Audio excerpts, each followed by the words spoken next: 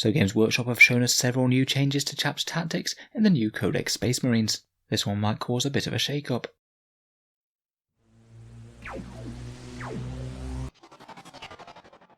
Hello and welcome back to Auspex Tactics, the strategy-focused 40k channel where we're all about getting the most out of our miniatures on the tabletop. Today we're going to discuss the new chapter tactics for Codex Space Marines, where the majority of them have changed in one way or another. These reveals are basically from Games Workshop's preview of Codex Space Marines, where they very generously gave us a leaf through the book in the animation, and they showed us some very key pages. It's true that the images are almost so blurry that you can barely make out what's being written, but honestly I think that you can make out enough of the words that you can read pretty much every single chapter tactic, just based on the way that Games Workshop phrases rules. I'm not saying it's entirely impossible that this list might miss a few very subtle meanings, but I'm pretty confident about the vast majority of the rules. With all that being said, let's get right into it and see what's changed and whether things have got better or worse. So firstly, Ultramarines haven't seen any changes whatsoever. It's still the +1 leadership and fall back and shoot at -1 to hit, which is a bit more relevant than it was before, particularly due to units with fly losing this rule. White Skies is also pretty much the same. It's the new version since they added it in the FAQ. Basically they can advance and charge, fall back and charge, and they can also move and fire assault weapons without any penalty. That last bit is new. It used to be only that bike units could do this, but now it's just everything across the codex, giving them a bit more synergy with things like Inceptors or Intercessors with auto-bolt rifles, for example. The new changes really start though when we get to Raven Guard. Their chapter tactic keeps the same sort of theme as before, but they've altered both elements slightly, maybe partly to tie in with the new terrain rules. The first part of their tactic is that you'll counters in light cover, so that's the +1 to your armor save if you're greater than 18 inches away. Before it was 12 inches away, so this won't take into effect quite as often as it would previously. But in all honesty, it might still be a bit stronger than in 8th edition, seeing as now things like tanks and vehicles and things can't get light cover anymore, and Raven Guard is actually a pretty decent way of allowing them to do so. The second part of their rule, which in the previous codex, was infantry and cover being -1 to hit if they were greater than 12 inches away. Now Raven Guard infantry counters being in dense cover if they're outside of 12 inches from the enemy, and they're wholly on or within a terrain feature. This is slightly unfortunate as well, as it means it won't stack with being in dense cover, so it means that rather than getting a -2 to hit, which will make them more resistant to positive to hit modifiers, it'll just be -1. So to be honest, it's a slight nerf on both parts of the chapter tactic compared with previous. Light cover only applies at a greater distance now, and the dense cover one no longer stacks with other dense cover, though as modifiers cap at 1, then you'd only get any benefit anyway if your opponent was already at a +1 to hit.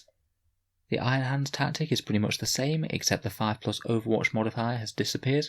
I guess this is Games Workshop reining them in just a little bit from how powerful they were, although to be honest I think they have lost the least important part of their chapter tactic now that Overwatch is only a once per turn thing. They still have that stratagem to be able to boost it a little bit if they need to, I suppose. They'll still be very solid for both infantry gun lines and vehicle ones alike.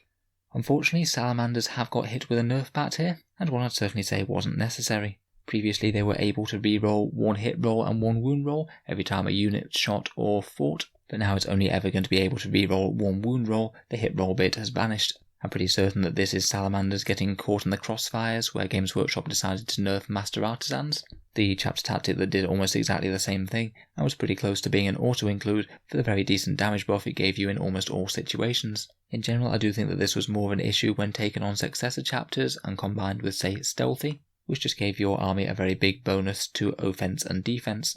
For that matter, I would also be expecting the Stealthy trait to also count as light cover outside 18 inches, much like the Raven Guard part. Salamanders still get there ignoring AP -1, but to be honest, seeing as it was tied to that part of a chapter tactic and you couldn't mix and match with other options, then I don't really think it would have been the worst thing in the world to give the Salamanders both the hit roll and the wound roll as their special thing. I think it's fair enough that Master Artisans did need to be toned down a bit. It was basically an auto pick for me in nearly every list. Next up we have Imperial and Crimson Fists, where the bolter bit is basically unchanged. The Imperial Fist chapter tactic has been updated to ignore light cover only, which was all it ever really did in the first place, but I suppose it removes any ambiguity about whether or not they ignore dense cover and things as well. Crimson Fists still get their +1 to hit in units with 5 extra models in them. That appears entirely unchanged, though still perhaps not the strongest, particularly as I don't suspect we'll be seeing quite as many hordes in the meta as previously.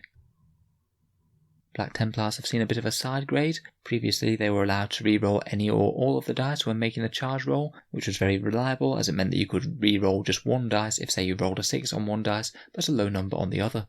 They now have to reroll both dice at once, not just one. which is a small nerf to their chances of making charges. I believe that this one might have been changed thanks to the command reroll changes. They don't seem to want you rerolling half of a dice roll anymore. As a bit of a counterbalance, they have gained the ability to reroll advance moves, so if you have a whole load of Crusader squads or Assault Intercessors or something foot-slogging up the table, they'll be a little bit faster to bring themselves to bear now. The 5+ mortal wound bit is completely unchanged. Blood Angels and Flesh Tearers, as far as I can tell, are still the same as before, but Dark Angels have got a significant buff.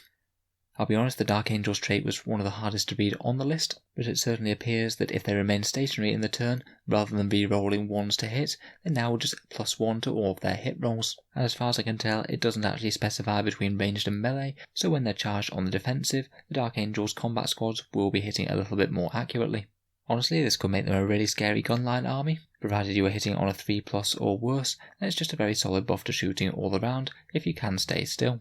I think this does really significantly up the competitiveness of the Dark Angels list. I think that must certainly be one of the armies to watch going into 9th edition now. The other part of their chapter tactic is basically the same. Combat attrition tests are automatically passed, so just like before, they'll just lose the 1 casualty due to the failed morale test, and then they won't take any more after that. Moving on to the Space Wolves, their Hunters Unleashed rule will still give them that +1 to hit in melee on the first round of combat just as before.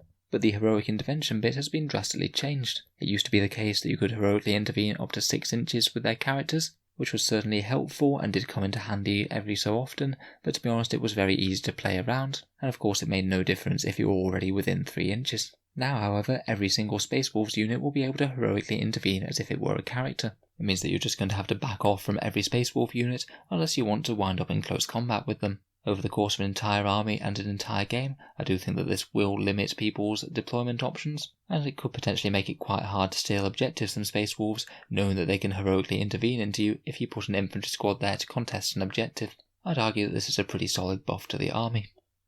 Finally, we also have Deathwatch in the list as well, seeing as Deathwatch are going to be represented by Codex Space Marines and a supplement book like the Dark Angels, Blood Angels and Space Wolves will. We'll talk about that a bit more in another video, I think. But basically they've acquired a sort of mini chapter tactic of their own. Their mission tactics bit is pretty much the same as before. You get to nominate a battlefield roll before the game starts, and then re-roll wound rolls of 1 against them. So if your enemy had a ton of troops, you could nominate troops, and they'd re-roll wound rolls against them. Now however, just to capitalise on being very anti-Xenos, they can now re-roll hit rolls of 1 against anything with the Tyranid, Eldari, Orcs, Tau or Necron keywords.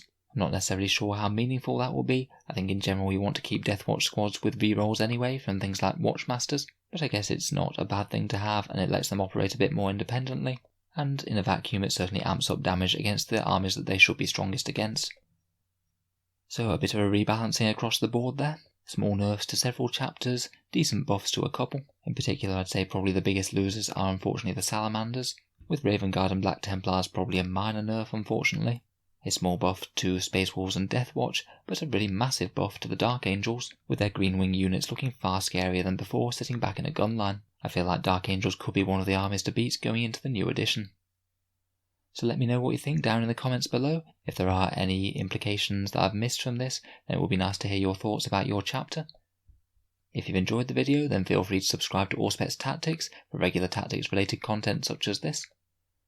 And if you have been enjoying my videos recently, I'd just like to mention that I have an Element Games affiliate link, which is down in the video description below. Element Games is a discount retailer in the UK. They stock most of Games Workshop's products at a decent discount, and if you order anything after clicking the link in the video description, then a small amount of money goes to help support Auspex Tactics while not costing you any more whatsoever. If you were thinking about buying anything in the near future, then it can be a way to help out the channel without costing you any more. Alternatively, if you live in the USA or Canada, I do have an Amazon link also down in the video's description. Again, if you're thinking about buying anything in the near future, it can be a way to help support the channel while not costing you any more at all on your purchases. A big thank you to you guys who have been using that. It really has been helpful to allow me to do this as more of a full-time thing. In any case, a massive thank you for listening, and I'll hope to see you guys next time.